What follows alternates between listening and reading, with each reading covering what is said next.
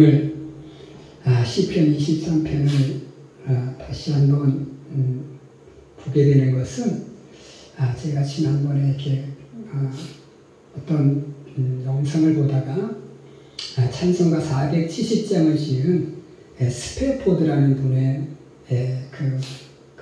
뭐랄까요, 이 찬송가를 작사하게 된 그 배경을 듣고 나서 이 시편 23편을 다시 한번 우리가 한번 봐야 되겠다, 말씀을 좀 들어야 되겠다라는 생각을 갖게 되었고, 그래서 오늘 이 시편 23편을 다시 한번 보려고 합니다. 오늘 특별히 이 6절 나의 평생의 선하심과 인자심이 정녕 나를 따르리니 내가 여호와의 집에 영원히 거하리로다 라는 이 말씀을 주제로 내가 내 평생에 가는 길, 우리 찬송가도 내 평생에 가는 길 470장입니다.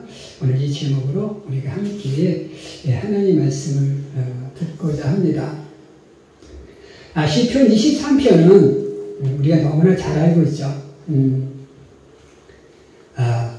이 시편 23편은 우리가 꼭 교회 다니는 사람뿐만 아니라 교회 다니지 않는 사람도 어느 정도 알고 있는 그런 말씀 중에 하나일 겁니다. 우리 이제 교회라든지 이렇게 큰 교회라든지 가보면 성화가 걸려 있잖아요, 그죠? 거기 보면 예수님께서 이렇게 양을 안고 이렇게 푸른 초장에서 양을 안고 있는 그런 그림도 밑에 양들이 있고 새끼 어린 양을 이렇게 안고 있는 모습의 그림도 있는 것을 보게 되죠. 그런 그림들을 우리가 많이 봐요. 그래서 여호와는 나의 목자시니 그 말씀을 우리가 이렇게 보게 됩니다. 그런데 우리가 이 시편 23편은 그냥 우리가 그냥 배경을 모르고 어떤 역사를 모르고 그냥 보면 우리가 쉽게 이야기하는 만사형통을 이야기하는 것 같은 것으로 우리가 오해할 수 있지만 우리가 배경을 알게 되면 결코 그러한 만사형통이 아님을 우리가 알게 됩니다.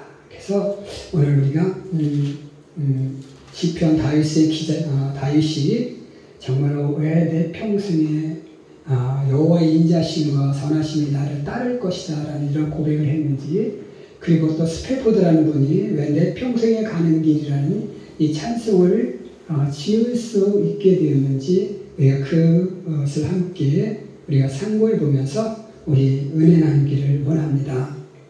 자, 우리가 내 평생에 가는 길, 우리가 내 평생에 가는 길 속에 우리의 삶은 우리가 어떤 삶이어야 하는지 우리가 한번 보고자 하는데, 첫 번째로는 여호와가 나의 목자가 되는 삶이다 라는 겁니다. 여호와는 나의 목자시니 내가 부족함이 없으리로다. 그가 나를 푸른 초장에 누이시며 쉴 만한 물가로 인도하신다. 이렇게 고백하고 있는 것을 보게 되는데요. 우리가 여호와가 나의 목자가 되어질 때 우리는 부족함이 없는 삶을 살 수 있대요. 그분께서 우리를 쉴 만한 물가로 인도하시고 또 푸른 초장으로 인도하시기 때문이라는 거죠.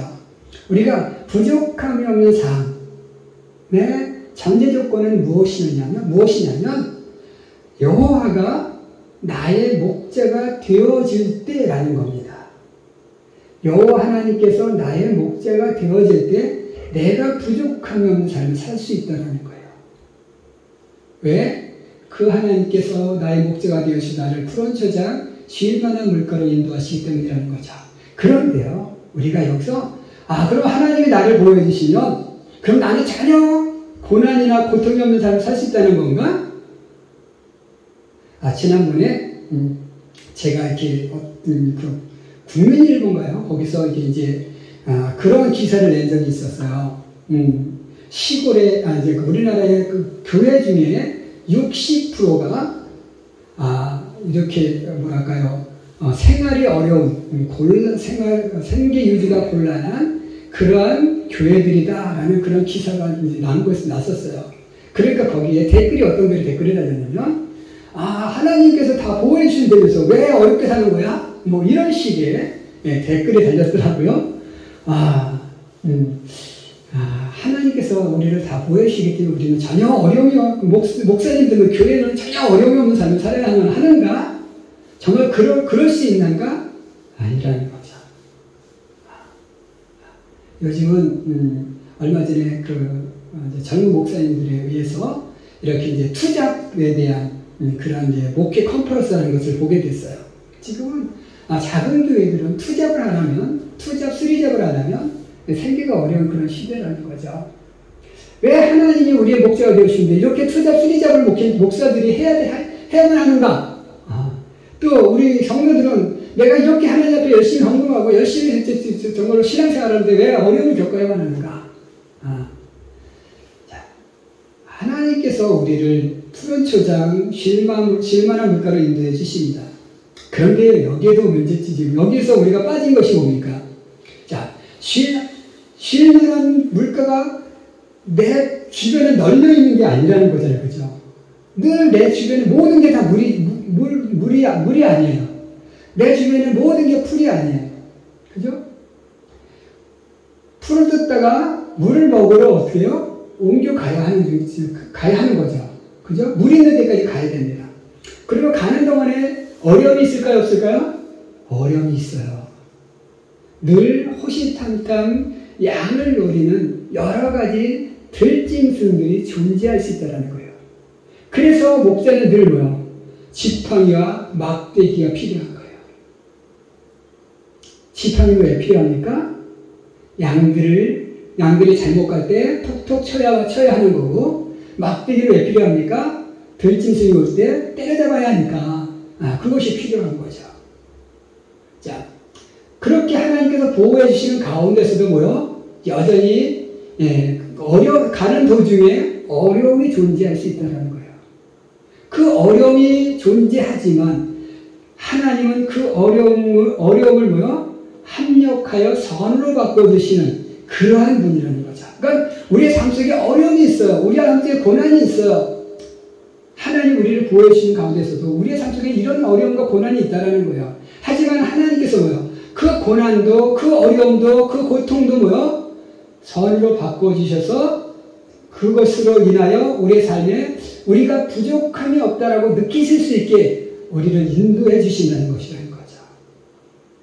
그래서 우리가 내 평생에 가는 길, 우리가 정말로 어떻게 살아야 되느냐? 하나님께서 나의 목자가 되어 주셔야 우리의 삶이 정말로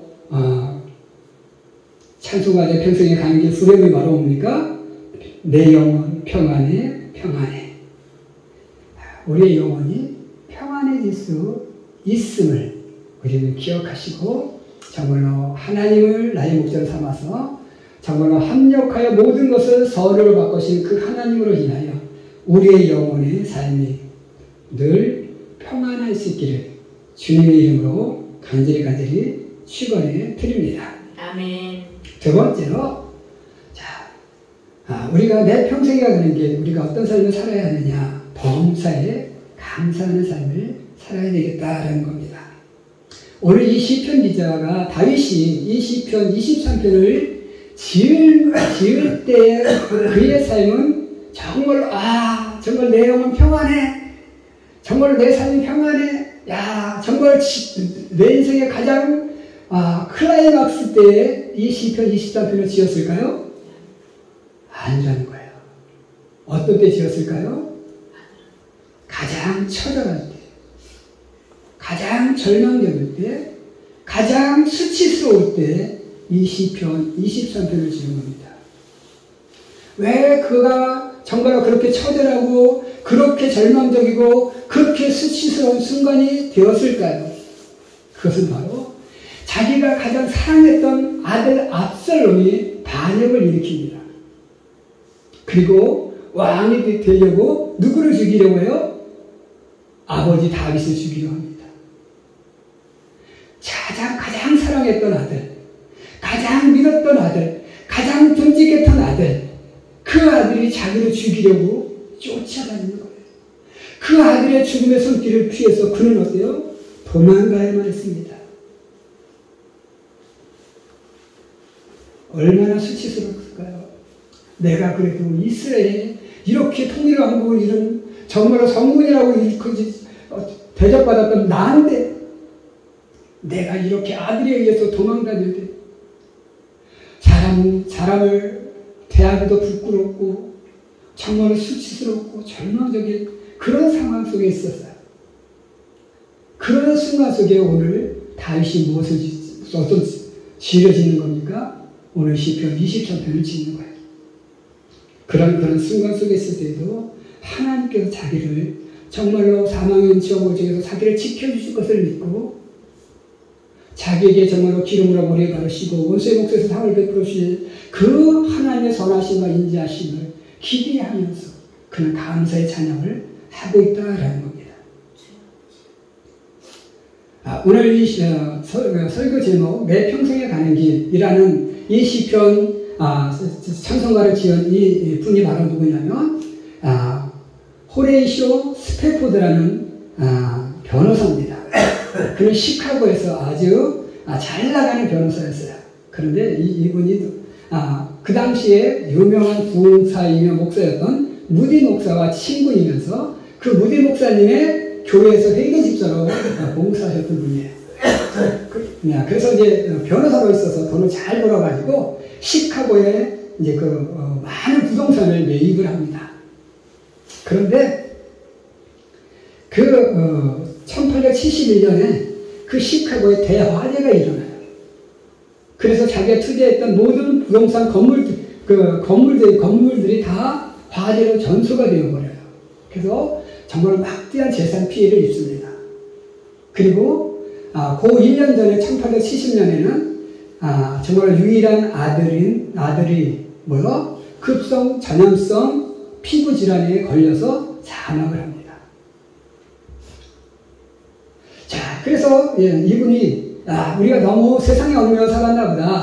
하나님의 뜻이니까 이제 우리가 좀 신앙적으로 좀 살아보자. 부인과 이야기하고 그러니까 이제 이야기하면서 그 당시 이제 무디 목사님이 영국에서 집회를 하고 있었는데 우리 영국에 가서 무디 목사님도 보고 그 집회에 참석하자고 해서 이제 부인과 네 딸을 그 배에 실려서 먼저 보냅니다. 그리고 자기는 이제 뒤에 사업 정리할 게 있어서 내가 곧 쫓아갈 테니까 먼저 배를 타고 가라고 해서 그 여객선에 태워서 보내요.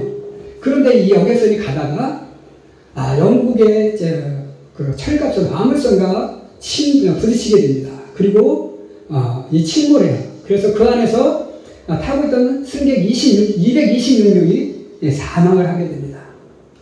그런데 유일하게 떠오른 이 스패포드의 부인 안나만 구원을 받게 돼요. 구조가 돼요. 그리고 영국에 도착해서 이제 남편에게 정보를 칩니다. 나만 홀로 구조되었음이라는 짤막한 정보를 보내요. 자, 이 정보를 받은 이 스패포드라는 분이 어떤 생각이 들었을까요? 또 아들 잃었는데 내 딸을 또 다 잃었잖아요. 그죠? 욕구 같아요. 그죠? 그래서 급히 이제 배를 타고 이제 영국으로 갑니다.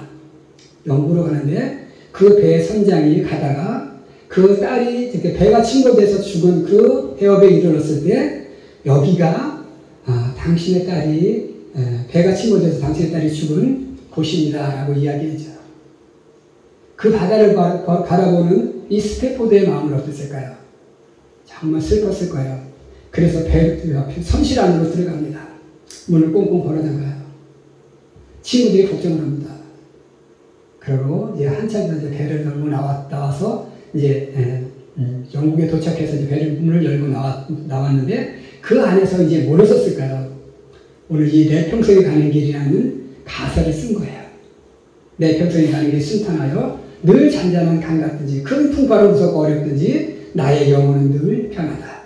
저 마귀는 우리를 삼키려고 입 벌리고 달려가도 주 예수는 우리에게 대적되니 끝내 싸워서 이기겠네. 내 지은 이제 주홍빛 같더라도 주 예수께서 다 하려면 그 십자가 피로서 다시 치사 흰 눈보다 더 정하겠네. 내 영혼 늘 평안해.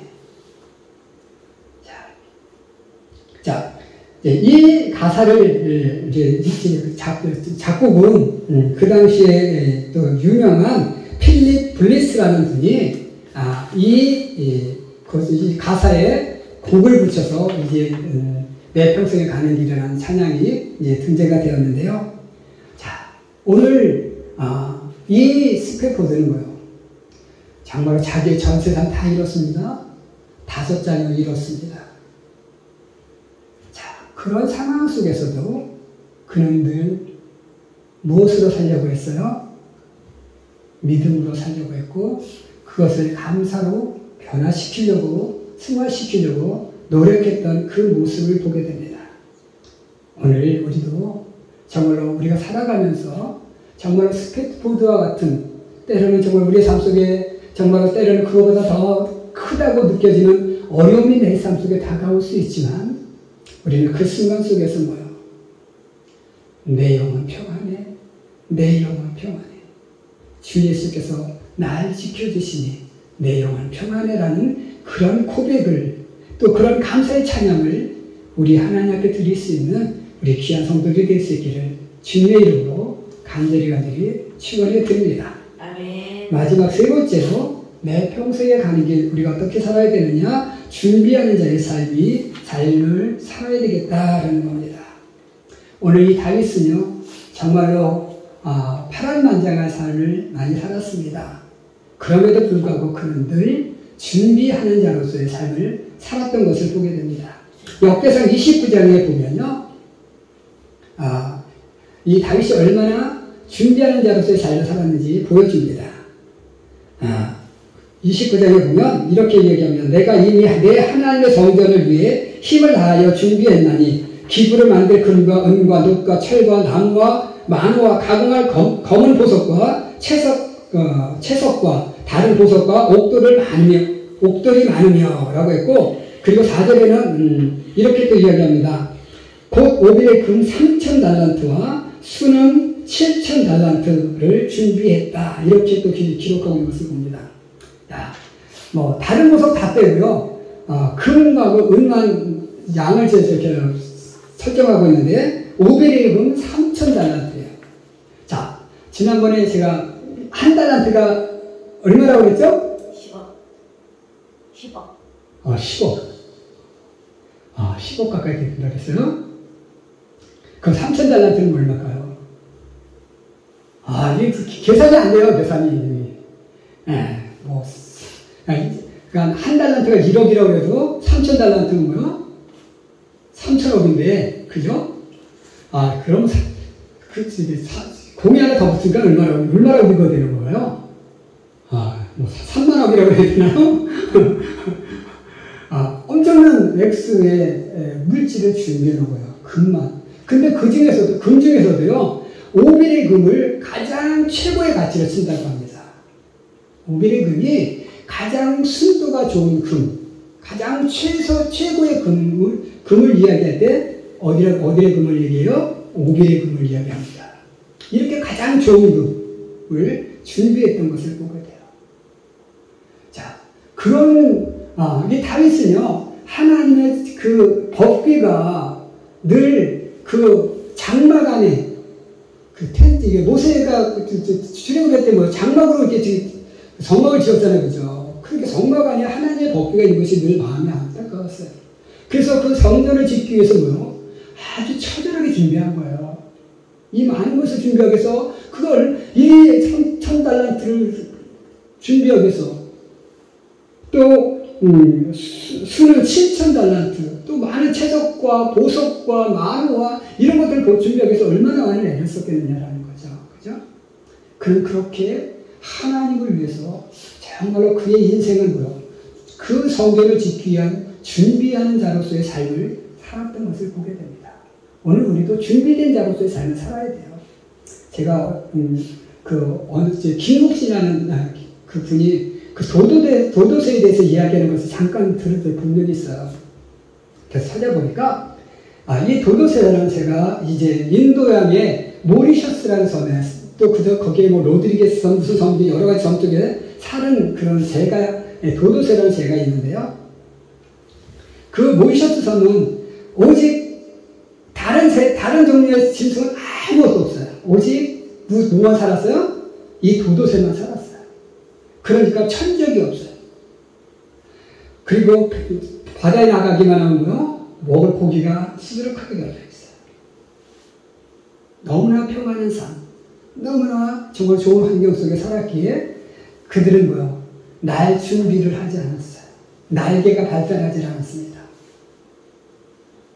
그런데 그곳을 이제 포르투갈 선원이 이제 지나가다가 이 1507년에 지나가다가 이 모리셔스 섬을 발견하게 됩니다.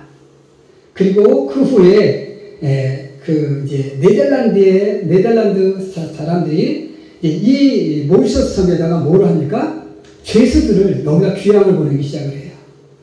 그러니까 이제 교도소가 생기고 죄수들이 들어오고 또 죄수들이 살기 위해서 먹게 하기 위해서 뭐를 들어옵니까? 돼지를 들여오게 되고 또 그러다 보니까 쥐가 따라오게 되고 또 원숭이도 들어오게 되고 그러다 보니까 이 쥐와 원숭이들이 이 도도새의 알을 이제 훔쳐먹기 시작을 합니다. 그런데다가 또 이 사람들이 도도새가 거의 한 25kg 정도 나가네요. 그렇죠, 커요. 그러니까 또 도도새를 잡아서 사냥해서 먹기도 합니다. 그러다 보니까 날지 못하는 이상, 띠뚱띠뚱, 덩치가 크다 보니까 띠뚱띠뚱 걷다 보니까 사냥에 정말 쉽게 노출되어지는 이런 단점을 가지고 있어서 결국 1790년에, 그러니까 1507년에 발견됐는데 1790년에 200년 만에 이 도도새는 그 섬에서 완전 멸종되어졌다는 거예요. 너무나 평안했던 잠 속에 아무런 준비도 하지 않았던 이 도도새는 그 준비되지 못한 삶으로 인해서 멸종의 길을 걸어갔다는 거죠. 오늘 우리도 우리 인생 속에서 평안함만을 우리가 추구하며 살다 보면 우리도 이 도도새와 같이 멸종되어질 수밖에 없어요. 우리는 우리의 삶 속에 하나님이 고난을 주시는 이유, 어려움을 주시는 이유는 뭘까요? 그 삶을 통해서 우리로 하여금 깨어있고 준비하는 자로서 살아가라는 거예요. 그래야 어려움이 왔을 때, 위기가 왔을 때 그 위기를 이기고 나아갈 수 있는 힘을, 그리고 하늘을 나를 수 있는 그러한 능력을 갖출 수 있게 되어질 것이라는 사실입니다. 우리는 준비되지 못하면 어떻게 됩니까? 우리의 삶은 어려워질 수밖에 없는 거예요. 요즘 젊은 사람들 중에서 먹고 마시고 놀자 이런 분위기로 살아가는 사람이 있어요. 미래를 위해서 준비하지 않는, 미래가 불투명한데 내가 지금 이 돈을 모아서 내가 또 나중에 먹고 살만할 때 내가 아파서 돈을 못 쓰고 죽으니까 아까워. 그러니까 이 건강하게 먹고 살 때 놀자 이렇게 분위기를 가지고 사는 사람들이 있는데요. 그렇게 살면 지금은 좋을 수 있어요. 그러면 내가 나중에 노후를 맞이했을 때 어떻게 될까요? 너무나 어려워지는 거예요. 지금 베이비붐 시대인 1960년대생들이 지금 은퇴를 눈앞에 두고 있습니다. 이분들이 다 자녀를 위해서 올인하다 보니까 이제 미래를 위해서 노후를 대책을 세우지 못한 분들이 많대요. 그래서 굉장히 위기의 시대가 오고 있다라는 그런 이야기도 있습니다. 우리가 노후를 위해서 준비하는 삶을 살아야 돼요. 또 우리의 영혼을 위해서 우리는 준비하는 자로 살아가야 됩니다. 그래야 우리의 삶이 어떻게 됩니까? 정말로 평안할 수 있습니다. 내 영혼은 평안할 수 있고 내 삶이 평안할 수 있음을 기억하시고 오늘 우리는 정말로 하나님을 나의 목자로 삼고 범사에 감사하며 준비하는 자로서의 삶을 삶으로 말미암아 우리가 어떤 환경 속에 있든지 내 영혼 평안하다고 고백할 수 있는 그런 삶을 살아가는 우리 귀한 성도들이 계시기를 주님의 이름으로 간절하게 축원해 드립니다. 기도하겠습니다.